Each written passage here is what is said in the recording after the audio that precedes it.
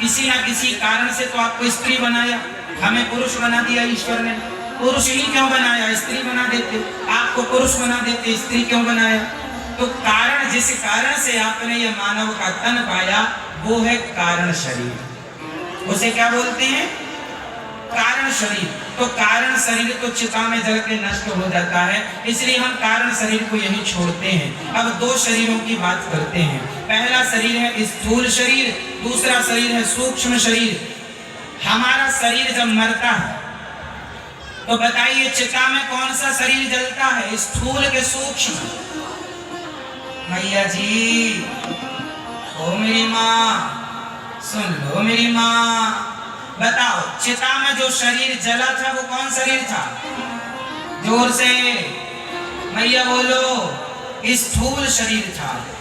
और जो स्वर्ग और नरक की यात्रा पर निकलेगा वही है आपका सूक्ष्म शरीर। जिस शरीर से आप सपना देखते हैं वो शरीर चिता पर नहीं जलता। आत्मा इस शरीर से निकलती है, उस सूक्ष्म शरीर में प्रवेश करती है और उसे ही यमदूत पकड़ कर ले जाते हैं और कर्मों का दंड देते हैं। स्वर्ग जाने का अधिकारी हुआ तो वही स्वर्ग जाएगा, नरक जाने का अधिकारी हुआ वही नरक जाएगा, वही कर्म दंड भोगता है। जब आदमी जाता है तो यमदूत पकड़ कर ले जाते हैं, यमराज पूरा हिसाब किताब करते हैं। पृथ्वी से वहां तक पहुंचने में 12 दिन लगते हैं, एक दिन एक्स्ट्रा मान के चलो 13, इसलिए मरने के ठीक 13 दिन बाद 13 होती है। मरने के कितने दिन बाद 13 होती है? अच्छा ये बताओ, आदमी आज मरा है और उसका अंतिम संस्कार कल हुआ है, तो ये बताओ 13 दिन कब से गिने जाएंगे, कल से कि आज से? आज से। उत्तर दो। जिसकी मृत्यु आज हुई है और अंतिम संस्कार कल हुआ है या परसों अंतिम संस्कार, तो उसके 13 दिन कब से गिने जाएंगे, आज से कि कल से? हाँ, आज से। सुन लो, ये बात शायद आपको जीवन भर काम आएगी। जब व्यक्ति का अंतिम संस्कार होता है, कोई व्यक्ति आज मर गया और 5 दिन बाद अंतिम संस्कार हुआ, तो 5 दिन बाद ही उसकी पूरी मृत्यु मानी जाएगी और उसी दिन से 13 दिन गिने जाएंगे। आदमी मर जाए किसी भी दिन उससे मायने नहीं रखता, उसके जब अंतिम संस्कार होता है तब से दिन गिने जाते हैं। तो व्यक्ति जब मरता है तो अंतिम संस्कार जब तक नहीं होता, कहते हैं तब तक उसका सूक्ष्म शरीर यहीं आसपास भटकता है, घूमता है, इसलिए अंतिम संस्कार होना जरूरी होता है। कई लोग कहते हैं हम अपनी पूरी बॉडी दान कर रहे हैं, दान कर दो, लेकिन फिर भी आपका अंतिम संस्कार होना चाहिए। भले आपके जरा से आधा किलो मांस का ही अंतिम संस्कार हो, पर प्रोसेस से होना चाहिए। आप किडनी दान कर दो, आंखें दान कर दो, सब दान कर दो, पर फिर भी आपका अंतिम संस्कार नहीं होगा, तो वो किस आधार पर 13 दिन गिने जाएंगे? क्योंकि 13 दिन गिनने के आधार तो हो कुछ। तो आप पूरी बॉडी दान भले कर दें, पर कुछ ना कुछ आपका अंतिम संस्कार होना चाहिए। जो लोग कहते हैं कि हम अपनी पूरी बॉडी दान कर रहे हैं, कर दो, किडनी दान कर दो, खून दान कर दो, सब दान कर दो, पर फिर भी कुछ ना कुछ अंतिम संस्कार होगा, तब माना जाएगा कि आपका 13वां दिन ये आएगा। उसी हिसाब से फिर आपके बच्चे पिंडदान करेंगे, उसी हिसाब से श्राद्ध होगा। जिस तिथि को अंतिम संस्कार होता है उसी तिथि को पिंडदान होता है। गया श्राद्ध उसी तिथि को मान्य होगा, इसलिए तारीख मान्य नहीं होती हमारे यहाँ, तिथि मान्य होती है।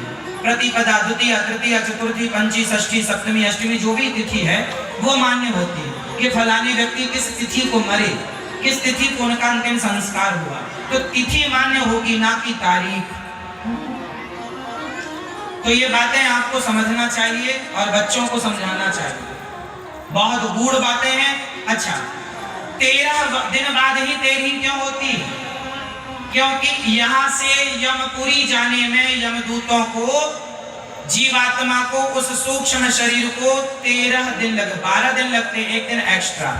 13 दिन बाद हिसाब होता है। जब 13 ब्राह्मण भोजन करते हैं, सारा गांव भोजन करता है, कुत्ते खा लेते हैं, पक्षी खा लेते हैं, तो जो खिलाया, जैसे आपने अपने बाप दादों का 13वां किया, तो आपके बाप दादों के नाम के 13 ब्राह्मण खाए, पूरा समाज खाया, गांव खाए, कुत्ते खाए, बिल्ली खाई, कौआ खाया, सब ना खाए, सबका खाया हुआ यमराज जी वहां जोड़ते हैं कि जो आपने अपने हाथ से पुण्य किया है वो भी जुड़ेगा, और जो 13वीं में आपने पुण्य किया अपने पिता के नाम का, वो भी पिता के खाते में जाएगा। इसलिए 13वीं इत्यादि पिता की, माँ की अच्छे से करनी चाहिए।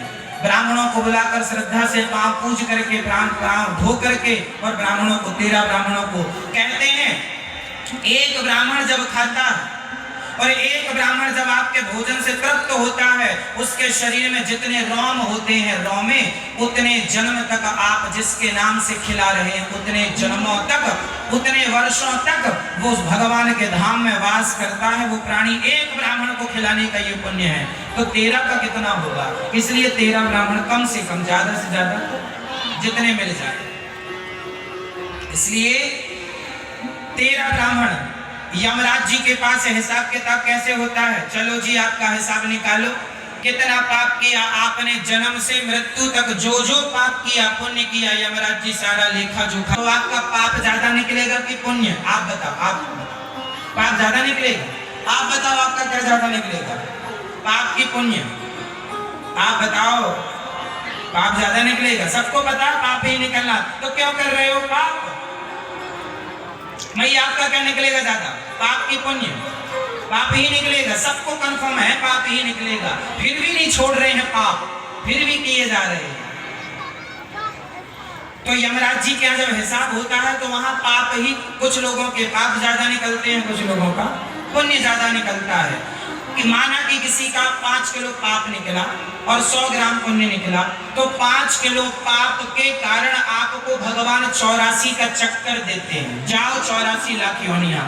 ये जो कुत्ता, बिल्ली इत्यादि, चमगादड़ इत्यादि, नाली का कीड़ा जो है, ये कौन लोग हैं? आप गलत काम करते हैं। जैसे इस जन्म में आपने किसी को बहुत सताया, तो अगले जन्म में आपको नाली का कीड़ा बनना पड़ेगा, चमगादड़ बनना पड़ेगा। आपके किए पापों को भोगना भी तो पड़ेगा। आप लोग जो पाप कर रहे हैं, भोगेगा कौन? कौन भोगेगा? आप ही भोगेंगे। तो कैसे भोगेंगे? नाली का कीड़ा बनाएंगे भगवान, चमगादड़ बनाएंगे।